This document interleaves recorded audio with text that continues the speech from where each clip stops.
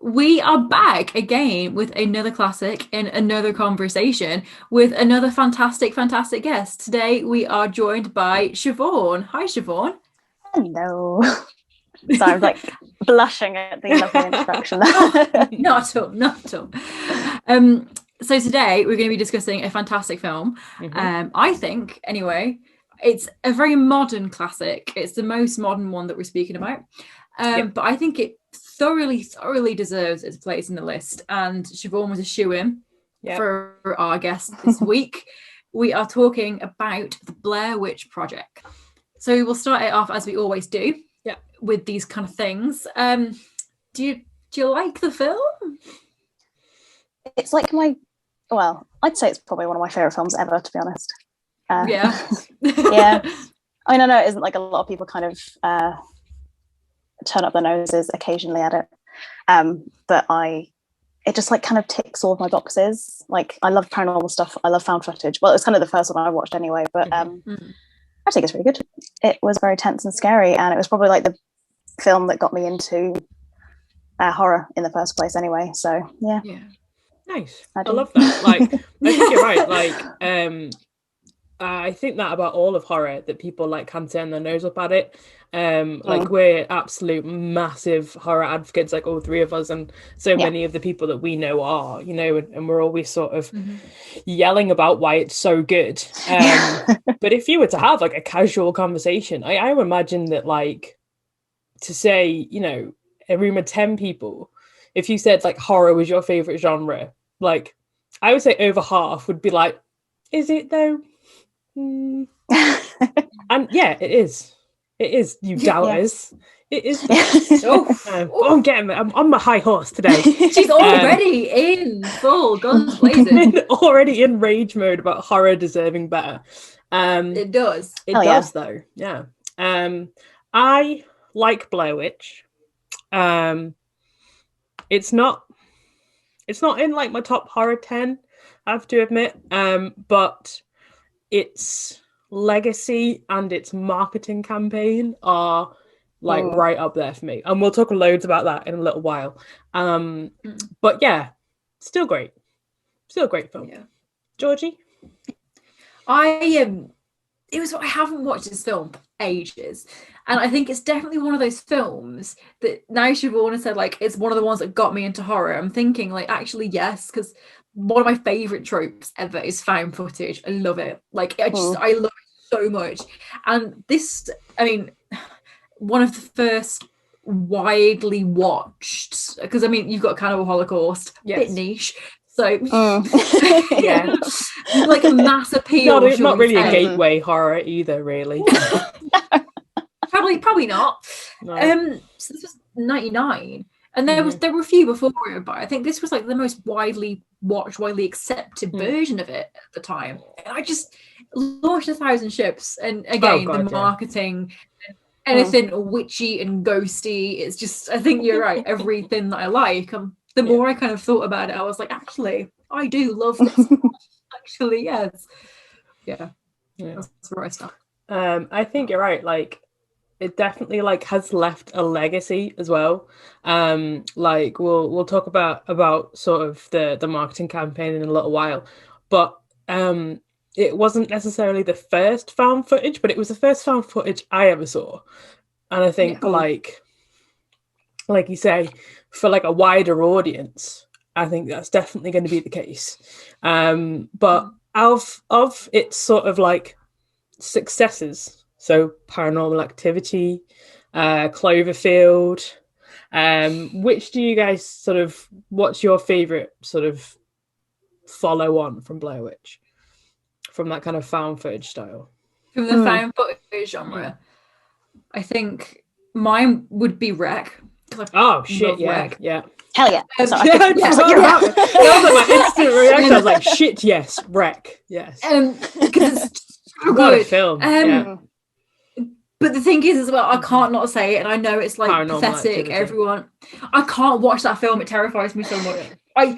honestly, it is, and it's because I had a shitty ex-boyfriend, if he's listening to this, fuck you, who thought it was going to be really funny after we watched it, through the whole standing up by the bed thing. No. I screamed the house down at like 4 a.m. and it scarred me, and not the worst thing he did, but definitely up there. Yeah. So That's Wreck, horrible. honourable mention. And Grave Encounters. Fuck, I love that film. Love that film. Yeah. Okay, that's me. Actually, I watched Grave Encounters like last year for the first time, and I was pleasantly surprised by it. It's because I thought it was going to be crap. Yeah, it gets trash. It gets a bad rap. It really does. Yeah. I love that film. I think it's so good. I think that one is it's good, and then the end kind of, it doesn't ruin it for me. It just like leaves a bad taste because I'm not a fan of the bad CGI. But aside from that, it's great. Yeah. But I think mine, again, probably Wreck and Paranormal Activity. I think again, I probably love Paranormal Activity more than I should. I'm very. I feel like I'm in the kind of the unpopular opinion in that I love it, because every time I say that I love it, everyone's like, "Oh, really?" I'm like, "Yeah." I think it's actually really well done. With our very public love for Van Helsing, so we know that. I love Van Helsing. So Van Helsing is great. Like, yeah, there should be no slander against that film. It's great. Agreed. Yeah, but I don't know. I think Wreck is probably the best in terms of filmmaking, if we're going to kind of go on that vein. I think it kind of uses the genre the best out of all the ones that have come since, and like it kind of just how they utilize the camera and how just different techniques and stuff. It's just excellent. It's so good. I love Wreck. I'm just thinking about Wreck now. Like, this is going to turn into a Wreck fest. Yeah, I love Wreck, man. Yeah, I'm a mixture, because I'm not like a massive found footage fan, despite my massive love for Wreck, but that's mainly because it's like really shit scary, and I like I want to say Spanish. It is Spanish. Yeah. It is. Yeah.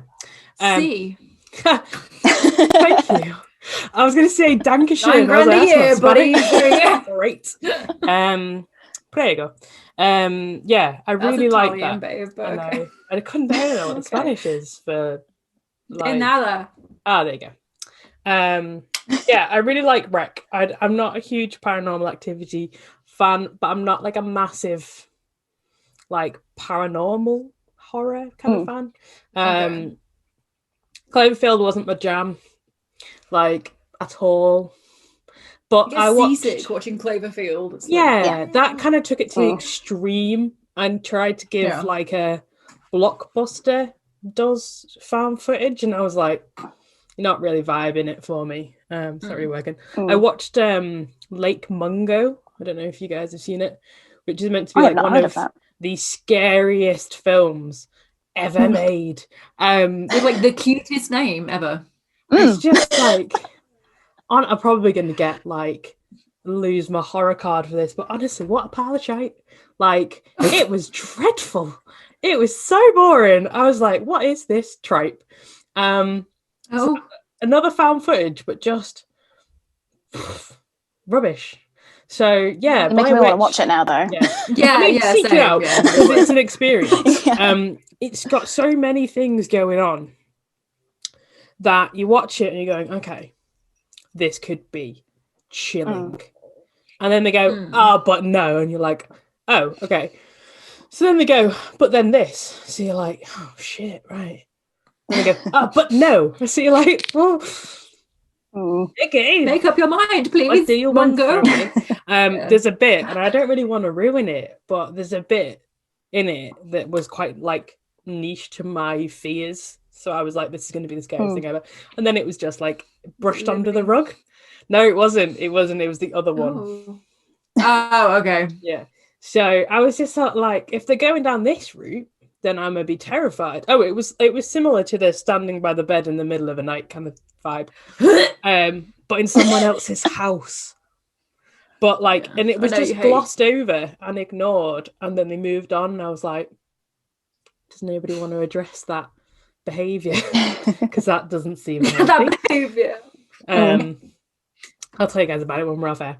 But yeah, so I think for me, like found footage, only works when it really, really works. If it's overblown, if it's too shaky or whatever, like I think I just switch off. And I don't need it. I don't need a glossy blockbuster horror every time. I quite like the indie vibe. It's fine with me. Like, it doesn't have to be high budget. But yeah, I think Blair Witch, though, in its simplicity, is also what makes it work in terms of its cast and its script and the whole sort of setup of the film. So for anyone who sort of doesn't really know, it's about 3 students who go backpacking. Well, not really backpacking, but they go trekking in the woods to try and find out about this so-called Blair Witch. And they get lost in the woods and start to sort of hear things and see things and get very, very turned around. And it all gets like hella stressful. So it featured 3 actors who were completely unknown beforehand. And then they kept them pretty much well off the radar afterwards as well. I'm not sure how many years they sort of like let it drag on for, or even if it was only like 18 months, but it was a fair while. It was a good while, but like I did read an article where like it kind of ruined their like acting careers in a way, because like they couldn't really do anything else. Like only one of them I think actually has an acting career since. I think it's Josh. I think. Yeah, I read that my Heather memory serves me correctly. Marijuana now. She does. She has a book. Oh, cool. And it's I love that. I haven't read it, but nice. like So the actors are, the names are the same as in the film. So to sort of keep with that authenticity, which I really liked. So what I thought was, like, we're talking about Rec and it's like filmmaking and it utilizing its sort of like handheld style. This really utilized that being lost in the woods. So they were just given tasks at random locations and basically just told to like tootle off and like crack on. Like a spooky taskmaster. Yeah. Because like I read that the Josh guy was only cast, like not only cast, but largely cast because he knew how to use a camera. They were like, cool, you'll do. Here's your GoPro. How about it? I imagine that audition process. Here's your handheld wind-up camera with tapes. Well, speaking of the audition process, I have a game. Oh, okay. I've also been watching a lot of Taskmaster lately. I was going to say, there's a theme here because you've never mentioned Taskmaster before. Something's going on. I have a lot of free time. So, the audition process, because the script was entirely improvised. Okay. They had like a plan and they said to them, go, just make your lines up. Yeah. The question, and it also has a Heather and a Mike in it, so obviously it's a film close to my heart.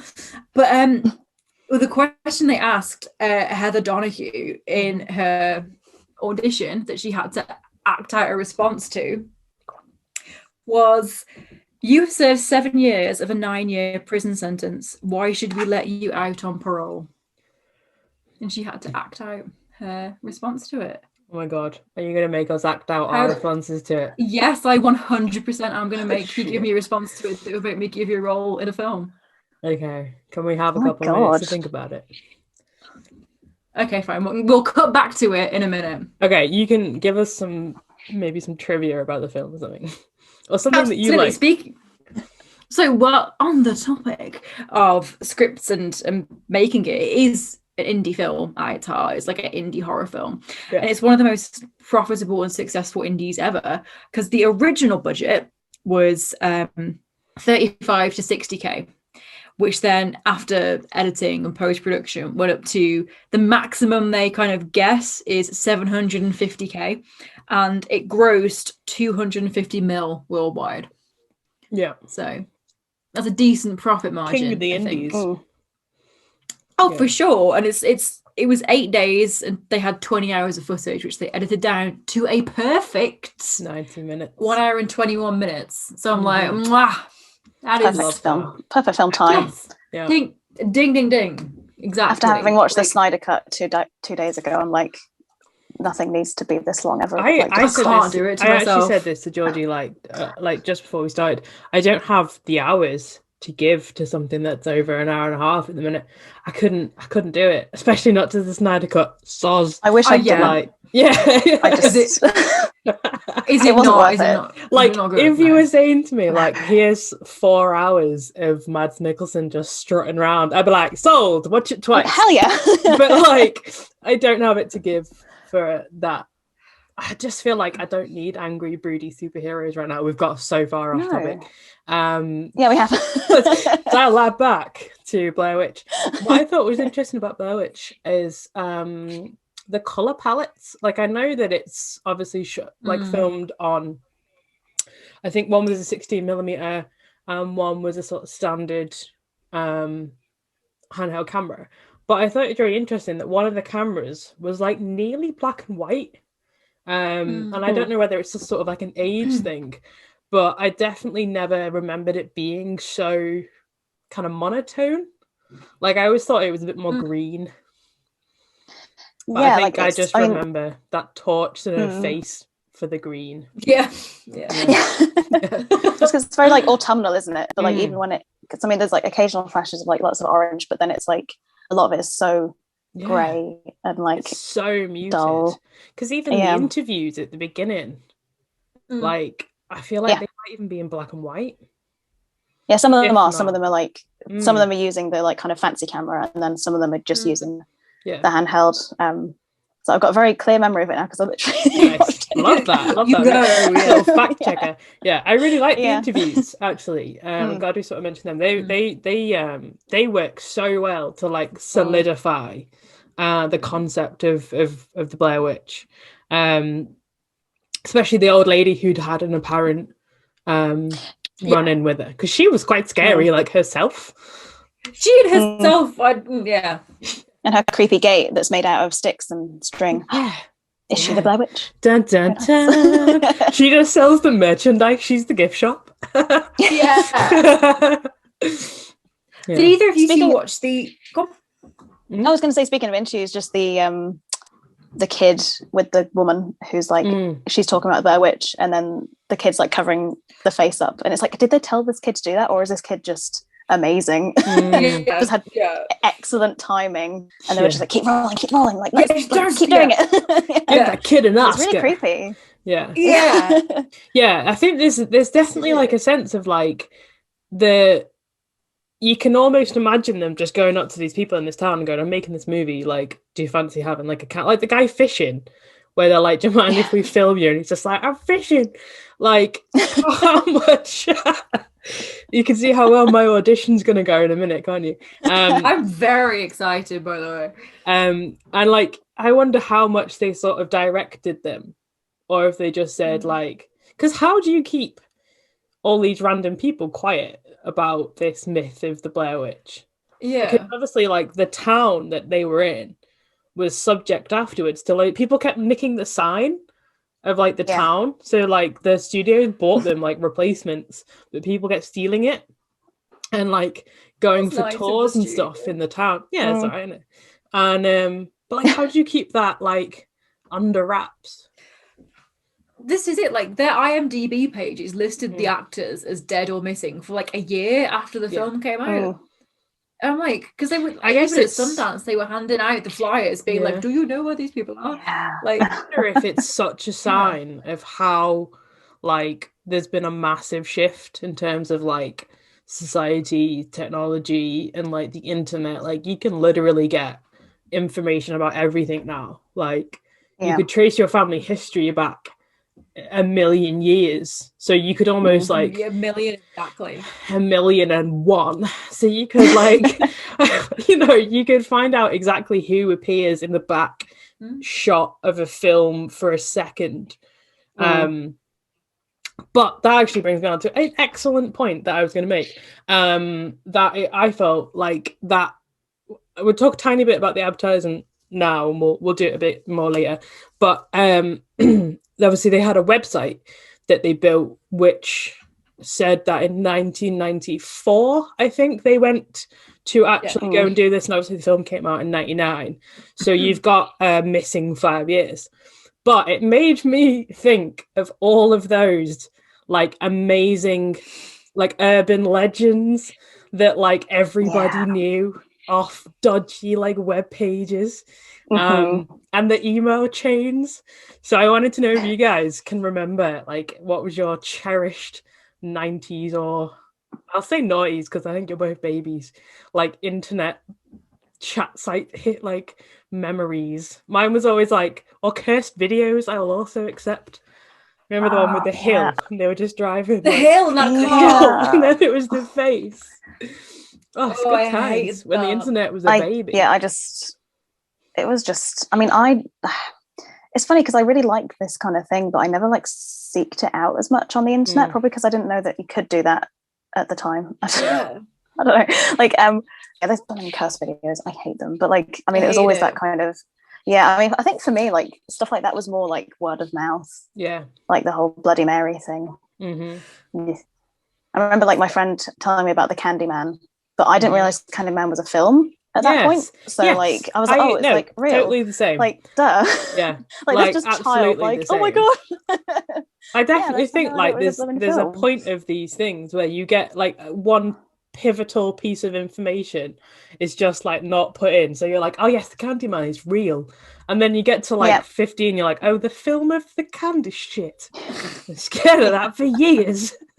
100%. Like I think I don't know, it's really weird, like I said, I don't, because I think I don't know when, because I was like 6 when this came out, or 7, I can't remember, but like I kind of like a really weird period of time for me, like kind of being a kid and on the internet, because I think it was kind of crossing, so I don't know, and I think I got to that, like I have the kind of experience of word of mouth kind of spooky stories, but then the kind of never really got to the internet stage of it, if you know what I mean. It's weird. For sure. Like, it's a weird one. I think, I was 9 when it came out, give or take whatever month it came out, so had predominantly my internet time probably from early 2000s onwards, I would say, because computers weren't that widely available in the UK really for sort of quite a long while. So like you say, like the early sort of spooky stories and urban legends were all sort of told at sleepovers. Someone's older sibling had told them and they'd heard it from them, and I always loved that they were like universal, like everybody knew the same story, like it didn't matter where anybody like grew up, like we all grew up in 3 different places, but we will all have memories of finding out about like Bloody Mary, people trying to do a Ouija board, that Marilyn Manson took out his rib so that he could, whatever. And it's the same stories that everybody knows, and nobody knows how they came to be. But I think, like, I love the sort of like the idea of these, not like to harm, but like these fake websites with these concepts. Like, love that. I think that's great. We should have more of them. Yeah, I'm gonna make like a mystery. You've got me thinking, like, I was a tiny baby when it came out. I was we know 5. And I'm basically I think as old as where I'm from, the Blair Witch herself. Yes, herself. Yes. We go back millions of years. Yeah, and 1,000,001. And where I'm from, I was gonna say we're quite lucky. We have the Bella in the Witch Elm story that happened like 5 minutes from my house. Like, who put Bella in the Witch Elm? That whole, and they found that sounds body. Interesting. Oh, it's so sick. So there was a big. I've never heard of this. Story time with George. Story time with Georgie. There's a big tree, right? And these kids were out playing in like the 40s or something, or the 50s. I don't know, some old time, black and white time. And they were playing. I'm very good at storytelling in this tree. And one of them was climbing the tree and his hand kind of went through it. And there was a skeleton, like a body shoved into a tree. it was, that would have scarred me for life. And it became this whole thing, and she was identified as Bella, so the whole thing was who put Bella in the witch elm, and who is this girl, how did she get there? Some people think she was a spy, some people think that she was it's great if you haven't heard of it. It's so cool. It's like 10 minutes from my house, well, my old house. Google Bella in the witch elm. It's good. I'm gonna have to Google whether like there's any here. It's good, yeah, for sure. I mean, there's probably some in the Prince of Wales Hotel because that place is terrible.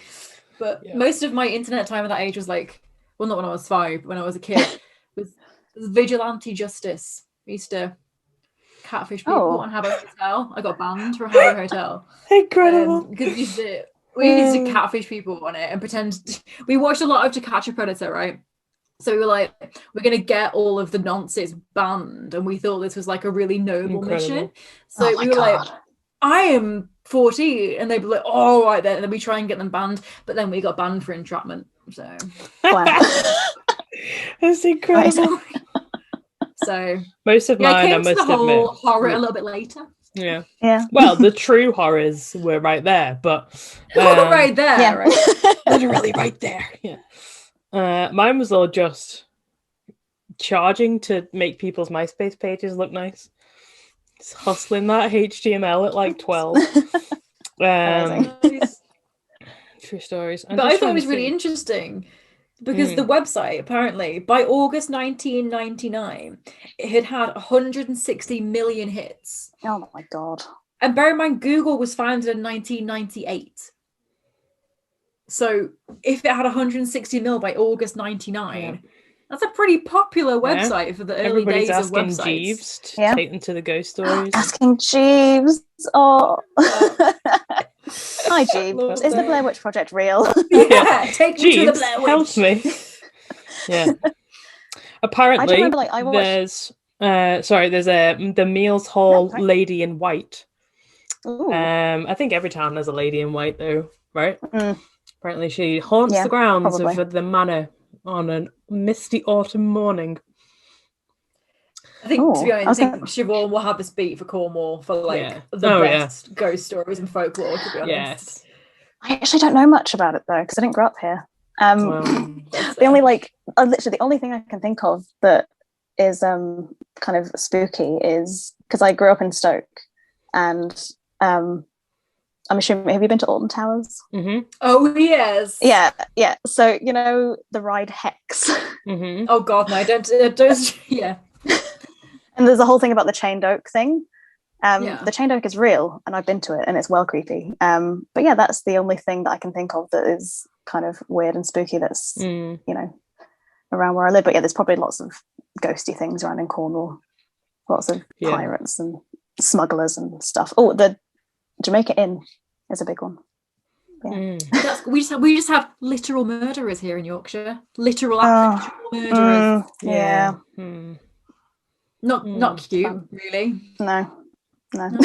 Moving on to away from the murderers. We'll go to the marketing campaign because they kind of keep touching on it a little bit. So, probably the first sort of like example of really disruptive viral marketing in its baby infancy form. So as we sort of said a little bit, they had a website founded that said the group went missing in 1994 and that they were researching the mystery behind the Blair Witch incidents. So they made flyers as well, we said, to take to various places. They had like missing posters. Did they have, am I right in thinking they had like open letters from the parents as well on the website, like asking like about the kids and stuff. Incredible. Like what a concept that is. Like I have no idea like how you even imagine that's how you're going to launch your film. Like I do now, especially back then. Like, but that's exactly what I mean. Like, it's such a utilization. Probably not the right word. Such utilizingness of the you know technology at the time, which looking back, pretty limited, but incredible. Like such sort of like ingenuity. Like I think that's why I think it was a perfect time though. Like it was like, I don't think it can ever happen again, because it was like a perfect time of the internet being a useful tool, but it wasn't so advanced that it would ruin the facade, I guess. And it was like, it'll never happen again. Like that point in time is so unique, where people can get information, but not like all of it. And I think it was so alien that it was almost like you believed everything on it was true, because no one would create something that wasn't, because it was just some people still do that.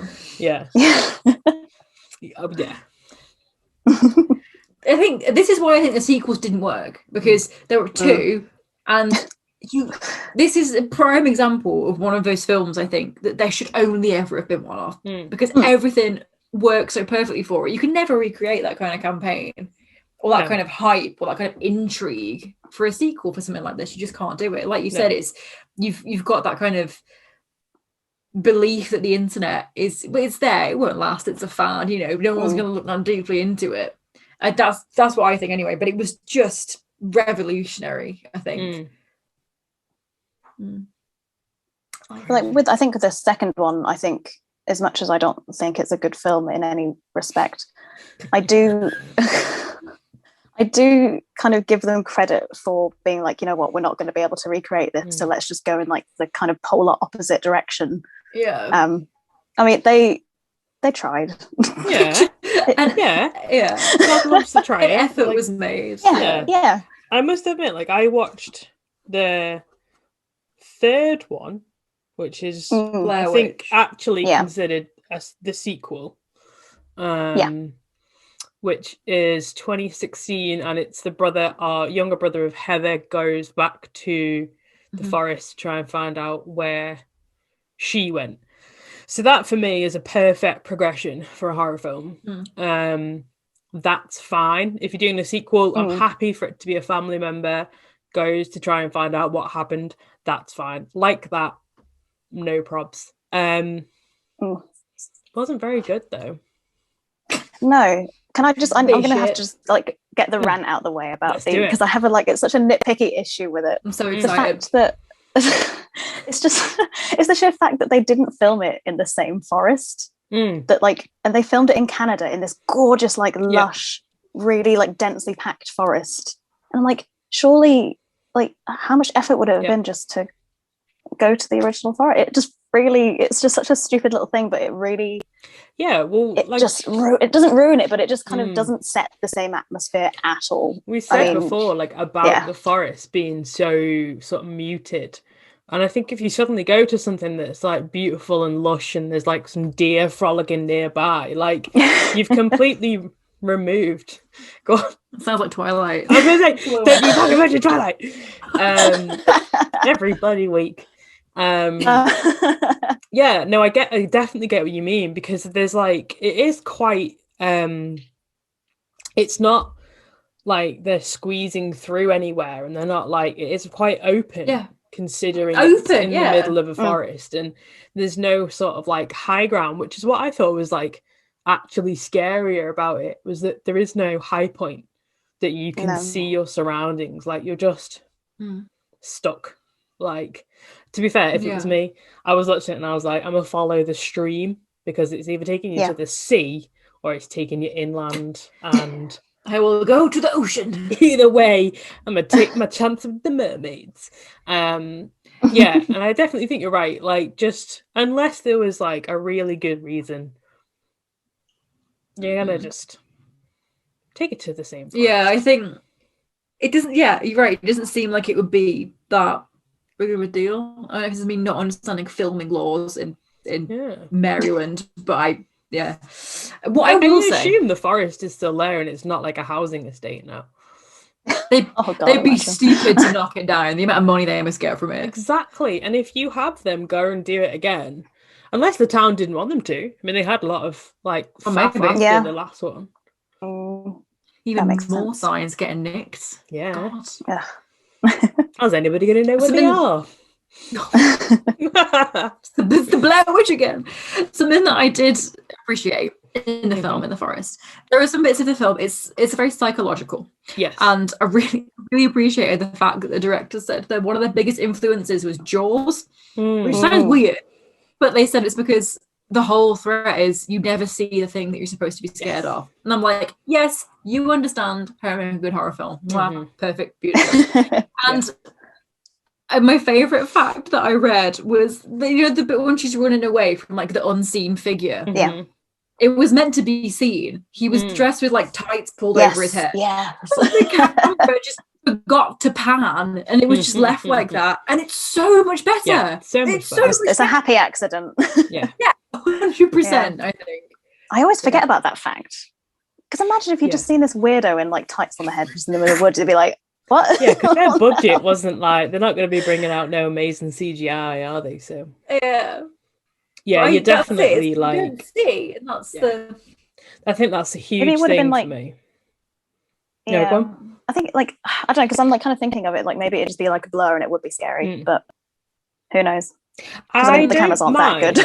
Yeah, to be fair, like a pixel. I don't mind seeing glimpses, and I think glimpses would work really well because you've got the trees, and something I really love about the film, The Ritual. I was about to say The Ritual. I need to see that film. So I've heard see, now it's really, really good, but it does do the thing that we always sort of say does go against the cardinal rule, and it shows you the creature. But there's a bit it ruins it. Yeah, there's a bit Stop earlier showing on. me things, damn it. yeah, let my horrible imagination terrify me.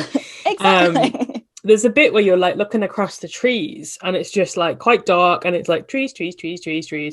Shit, actually something moved, and then you go back, but it's just trees. And then I'm like, oh, okay, like we're here to party now. Like I'm terrified.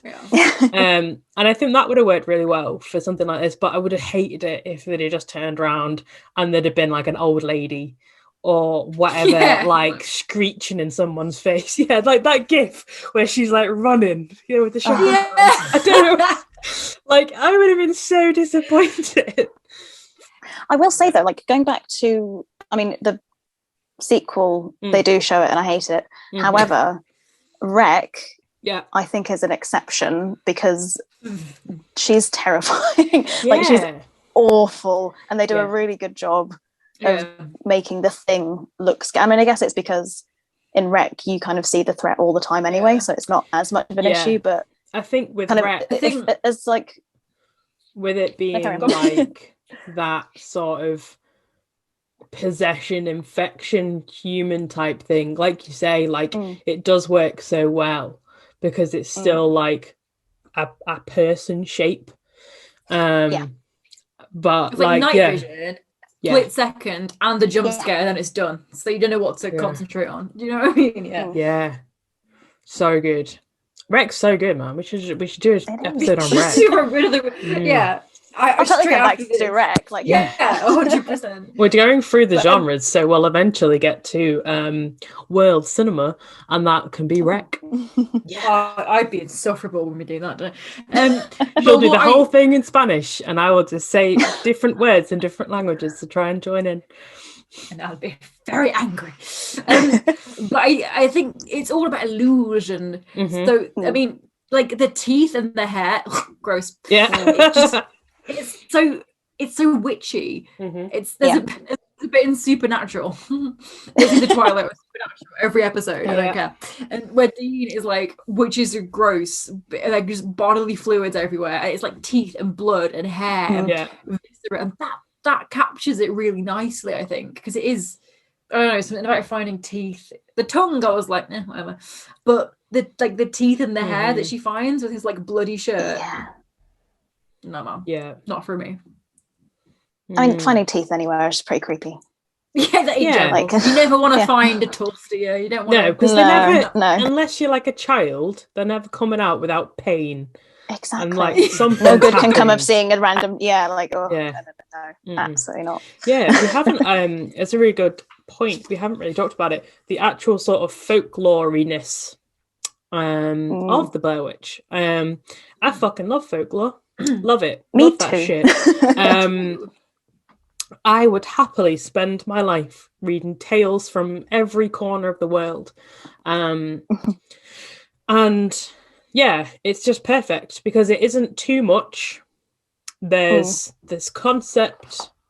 You know a guy who knows a guy who's been bothered by the witch. Like, it's got that perfect small town America kind of like historical nuisance vibe. And yeah, they're like the little bundles of twigs, the rock statues, little rock piles, all that kind of stuff. It's just perfect because, again, it's so simple. It is. And I think, because I always think this when I watch it, is that there's all the folklore and it's kind of really heavily kind of going for that. But then there's always a part of me that's like, what if this is like a person doing this? And is that scarier than if it's like a supernatural witch? It's the mayor of the town, like, gotta keep the tourism. Yeah, like in Scooby-Doo, like just so this image of like Heather ripping a mask off, like the Blair Witch. It's like, oh, it was old Mr. whatever his name is. It's the old lady with the wooden gate who's who's the gift shop lady. Yeah. Like, actually, like it would just the idea of like someone messing with people in the woods and then like stealing someone away and then ripping their teeth out and just messing, like the psychological warfare that's going on. I think we've made the scariest horror film ever just then. That line is my only bugbear with the mythology. I love me, like, I have written many a proposal about woodland horror and woodland folklore, but the names, man, I can't cope with the names. I hate the name Ellie Kedwood, especially when I found out that it was just a pun on Edward Kelly, the mystic, and Rustin Park, the old hermit. They just use the name Rasputin. Apparently, he was the inspiration, and now I know that. Interesting. I hate that. But the rest of it great. The name's shite. The rest of it great. Yeah. Rasputin. Okay, so when we write ours, we'll have better names. Yeah, right. Note that down. Thank you. Yeah. Grim.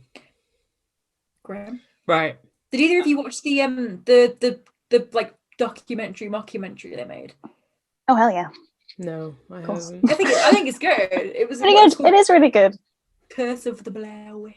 Yeah, it was on like Sci-Fi Channel or something, I think, back in the day. Yeah. I love I found it on YouTube. Yeah. Sci-Fi put great stuff up. They're great. Yeah. So good. Yeah. But that's good if you've not watched it, everyone. Check it out. It's good. It's well done, I think. It's well put together. Considering it's all manufactured and made up, I think it's really well done. Yeah, I think like if you didn't know, then it'd be great. I think knowing, you're kind of hyper aware of things, so you then like kind of you're tuning into it and like, oh, that wasn't a very good actor, was he? Or like, like certain stuff like that. But no, it is. I think it's more fun for kind of contextualizing the like marketing and just kind of everything that was going on around the film at the time. I just wish I could have been of an age where I could have watched it and been like, oh my god, this is so real. At the time, how amazing would that have been? You know, that would have been. We don't really have like. There's not really like anything like that anymore. Like, I feel, I don't know whether it's because we're too cynical or I know like you have like every year the Facebook mums get terrified of like that creature that's coming out your phone, like, but you know, for everybody else there's not really anything to like buy into, and I think that's really sad. I miss like, I mean, I will say the thoughts and prayers that we're safe. Sorry, that's too common. I love it. It's so true, thank God, literally. Yeah, I think it's a shame. I miss infancy internet when it was me too, full of like conspiracy pages, and I mean, I know it literally still is, but like they were less damaging then and more fun. Yeah. You know, I will say though, like when I watched it, like I actually went to the website because I was still curious about if it was real or not though, because I was like, again, still I think I was like 14 or something, and I had to just check because I found that website first, and then I kind of like went through, and then I was like, oh no, this is fake. Yeah, cool. It was still that kind of like bit that I was like, oh, this could be real, like, or not. But yeah, I kind of had a hint of it, and then it was quickly just ruined by the internet. The internet. I definitely think as well, because like there's such a history with like horror and like snuff films and stuff.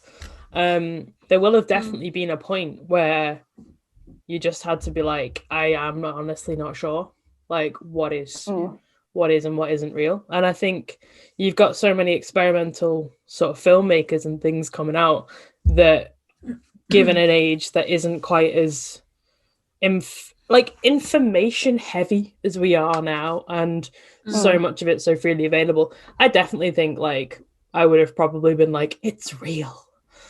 Like in my heart, it's real, you know? Yeah. How did they find the footage? That's something I can't remember. Like, what is the concept of how they got it? They just is it just found, I think there was like they weren't on a kind of woods. Yeah, like I think it was on there like the kind of when they were trying to find them. But they find it in like in the second film, they actually like you can go to the Rustin Parr house somehow, and it's like a ruin of a house. Yes, yeah, and they find it there, and then they find like more tapes. It's the whole thing. But I think the kind of general consensus of the first film is just that they found it on the search for them, essentially. I think. Yeah. Okay. But like, how did they not get lost? Yeah. Cameras. Yeah. Like, why does the witch not want the search party? Yeah. Maybe too many of them. Yeah. Fallen sleepy. Yeah. That's a bit. So I think that we've kind of covered everything that we were going to cover. So I know. I haven't forgotten.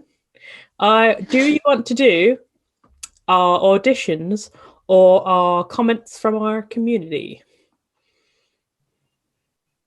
Auditions. Do you want to finish on the auditions? Okay. Because I still need a minute. Okay. I've got one, but like it's not going to be very like convincing, but I think it's a good concept. So Siobhan can go first because she's our guest. Nice. Okay, so you want to do comments first or auditions then? Yeah, we'll go for comments first. So we always ask for our community's thoughts on the film that we're going to talk about. So this week, Nerds Chatting said that it changed horror movies for the next 15 years. It was clever how it was done so cheaply, and the viral marketing campaign was incredible. The movie itself is fine. Yeah. I mean, I'm inclined to agree, but yes. I think it's a bit better than fine. I'll give it better. I think it is. It's fine to middling. We have a Hulk said, "Is it bad to say underwhelmed? I distinctly remember snotty noses and an intriguing jump scare, and then it ended. I don't think it helped though that I watched it after Silence of the Lambs, and that's a hard act to follow." Very true. And I didn't write that. That's someone else. Yeah, whatever. Yeah. And resident pervert Georgie Broad said it's the best marketing campaign in cinematic history. She's not stand by it. It's true though. Dark Knight was very good, but it was not as good. Which one? The Dark Knight. Do you guys remember that? Yeah, that was good. That was huge. The worldwide. I can't remember that. So it would have been. It was in my first year of college. So that was a while ago. That was probably 12 years ago. So it was worldwide sort of scavenger hunt for certain clues. So you could phone a number for a certain amount of hours and you'd get a code word. And then the other number that you phoned would be released on a different website for a certain amount of time, and you put that code in and they give you coordinates, and you could eventually go and find the briefcases, and the briefcases had the clown masks in. That's asking too much of me. That's mad. Crazy. I had no idea they did that. I don't actually think anyone in the UK got particularly far. I'd be very interested to know. So anyone who listens, if for any reason you got involved with that 12 years ago, let me know. fascinated. I think it's weird that people seem underwhelmed in our comments today. I don't necessarily. I can see Siobhan the rage. It's like, I know, like no, because like I agree, because like I know, like I've talked to lots of people about it, and it's always underwhelming kind of comments. And I'm just there like I'm really excited about it. Yeah. Like it is like it's definitely earned its place in our classics season. I just wonder whether, like, looking back at it, there was like a couple of key scenes that I was like, oh, this is just so good, and then there was the rest of them where I was like, it's okay. Fair. Potentially the legacy overtaking and overshadowing the film itself. Yeah, for me, that's 100%. Yeah, I think like its craft and stuff is without a doubt like top tier, but the actual storyline I'm a bit underwhelmed by. Yeah, that is fair. Okay, one last question. You served 7 years of a 9-year sentence. Why should we let you out on parole, Siobhan? Please tell me. This is exactly how it will go in prison, by the way. This is so stressful. Well, I'm going to escape anyway, so you might as well just let me go early. That would be a PR nightmare. I know, exactly. God damn. Nice. That's convincing. And we've already taken her out of solitary confinement because she kept trying to escape. So I like that argument, and I like the confidence with which you approach the answer. Yeah, I don't think it'd be very successful, but it's interesting. So I think they'd just be like, shut up, and then send me back to prison. But hey. Nice. Like it. Heather, why should we let you out on parole? You've got escape eyes. There's another PR nightmare. I've seen you, the warden, sleeping with the inmates. Okay. And I'm going to tell my co-jailer, whoever is in my cellmate, who is a reporter. Okay, yeah. Words have escaped me tonight. My cellmate is a reporter, and they're going to tell everybody the truth. He's in jail though, isn't he? So he's not going to tell many people. He's got connections. But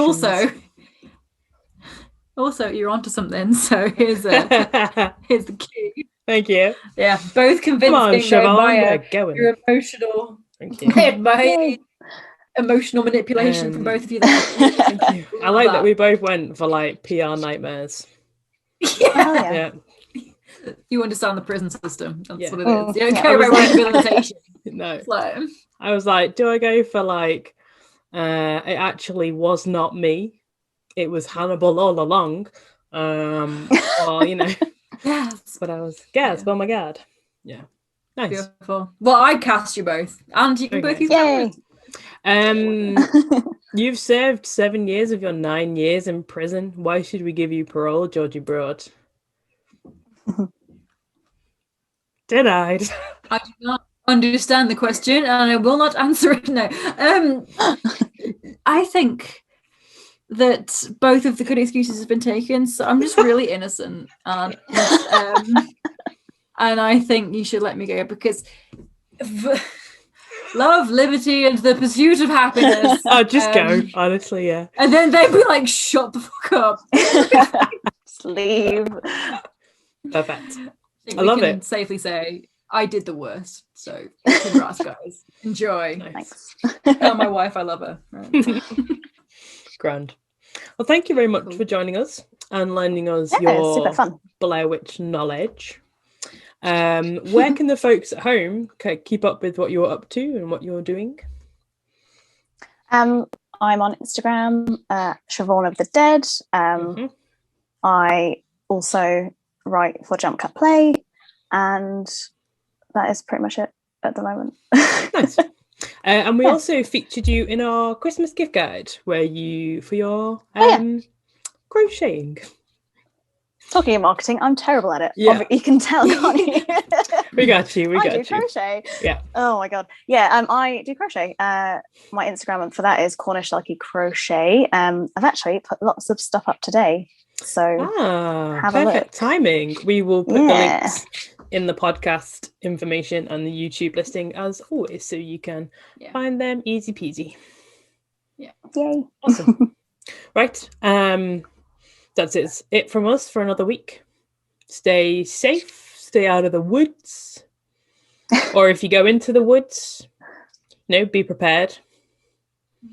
Take good strong boots or whatever you wear for the boots. Whatever you do in the woods. Have a good time. And we'll see you next week when we're talking about what we're talking about next week. We are talking about I don't know. The Shining.